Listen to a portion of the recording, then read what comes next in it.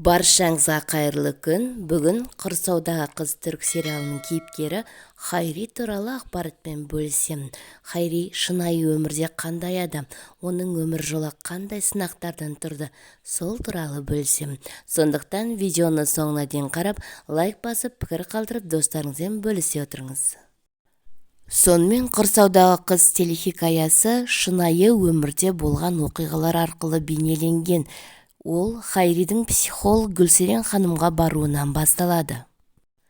Ары қарай психолог Гүлсерен ханым арқылы баяндалады. Хайри қарапайым отбасында ауылда туып өскен бала. 6 немесе 7 жасында Хайридің анасы өмірден озады. Одан кейін әкесі қайтадан екінші рет үйленеді. Ол екінші әйелінен 2 бала туылады. Хайридің өгей анасы жаман емес еді, бірақ өз балаларымен Хайридің арасын бөлетінін сезетін еді. Олар кедейлеу өмір сүрді.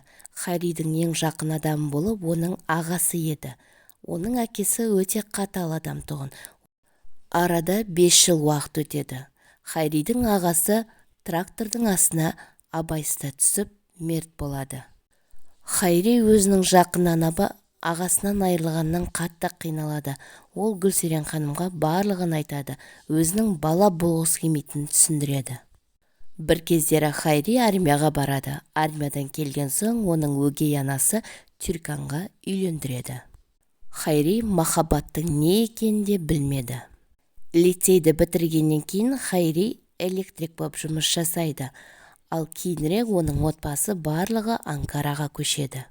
Анкараға барып, Хайри әкесі екеуі дүкен ашады, яғни азық-түлік дүкенін ашады. Ол жерден Хайри тез жалығып кетеді де Стамбулға қарай бет алады.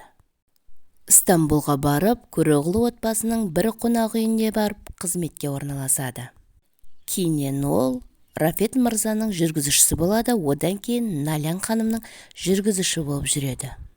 Хайри өзінің отбасы, әйелі, қыздары бар екенін ұмытып, Налянға ессіз ғашық болады. Хайриге Налянның жүрегін жаулап алу үшін 2 жыл уақыт кетеді. Налян да өзінің бақытты сезіну үшін Седатқа ажырасатынын айтады. Бірақ Седат бұған мән бермейді. Бірақ Музоға келген Налян барлығын айтады. Музо барлығын да білетін еді. Музо Налянды қолдады. Ақыры Налян Седаттан ажырасып, Хайриге барады. Бірақ Хайри Седатты тастап, яғни байлықтың барлығын тастап, маған келеді деп ойламады. Сөйтіп, екеуі 7 жыл бірге болады.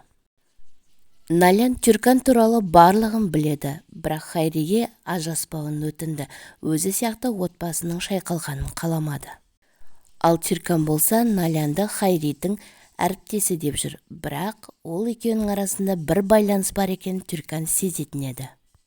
Хайри мен Түрканның қыздары Налянның қасында көбірек уақыттарын өткізетін, бірақ болған Түркан қарсы емес еді.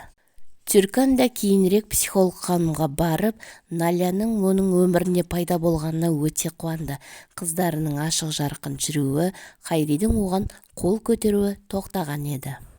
Ал енді Хайри өзінің қызғанышын Налянға көрсетуде. Налянды қызғанып ешқайда шығармайды, тек үйінде ұстайды. Бірақ Налян бұған да шыдап келді. Хайри мен Налянның кездесуінде Налянға 37 жаста еді, ал Хайри болса 30 жаста. Екеуінің арасында 7 жас айырмашылық бар. Қазір арада 7 жыл өтті. Арада 7 жыл уақыт өткеннен кейін Хайриге Налян қызық болмады. Екеуінің арасы суый бастады. Налянға Хайри ажырасатын, яғни бөлек-бөлек кетуін өтінді. Бірақ Налян сол жерде шу шығарып, өз-өзін тастай салды. Сол кезде Хайри Налянды алып, Гүлсерен ханымға, яғни психологқа алып барады. Яғни оқиғаның барлығы сол жерде басталады. Налян әлі сенер емес, Хайридің өмірінде жаңа бір адам пайда болғанына. Налян Хайрисіз өмір сүре алмайтынын айтты. Бірақ Хайридің өмірінде жаңа адам пайда болып, өз махаббатын сол адамға арнады. Хайри Қара теңізден келген қызға ессіз ғашық бола бастайды. Оның махаббаты сол қызға артады. Хайридің танысқан қызының өзінің бай жігіті болатын. Танысқан қызы Хайридің ажырасқанын талап етті. Бірақ ол қыз Налян туралы білмейтін еді.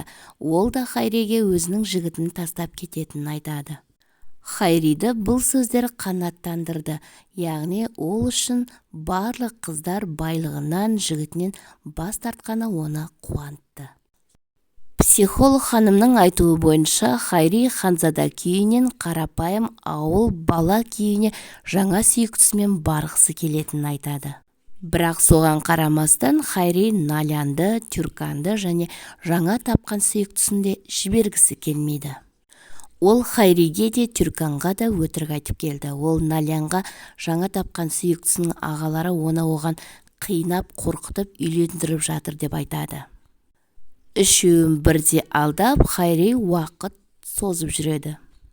Бірнеше айдан кейін психолог ханымға Налян телефон шалады. Телефон шалған Налян еді. Налян психолог ханымға жылап тұрып, Хайридің жаңа сүйіктісі Хайриді өлтіргені туралы айтады. Хайри қайтыс болғаннан кейін Налян психолог ханым арқылы ғана өзінің жақсы сезіне бастайды. Яғни психолог ханым болмаса, Налян жынданып кететін еді. Ол тығылып Хайридің жаназасына барады. Жаназа кезінде барлығы да Тюрканға қайғысына ортақ екенін айтады. Өйткені Тюркан Хайридің заңды әйелі еді. Хайри Налянға 7 жыл бойы бақыт, қуаныш, шаттық сыйлады. Сол үшін ғана Налян өзін бақытты сезінді. Ол қазір Тюрканмен оның қыздарымен бірге еді. Және де Налян өзінің жаңа өмірін бастайтын болды. 3 кеменің басын ұстайын деп Хайри осылай өмірден озады. Хайри кейіпкеріміздің өмір жолы осындай еді.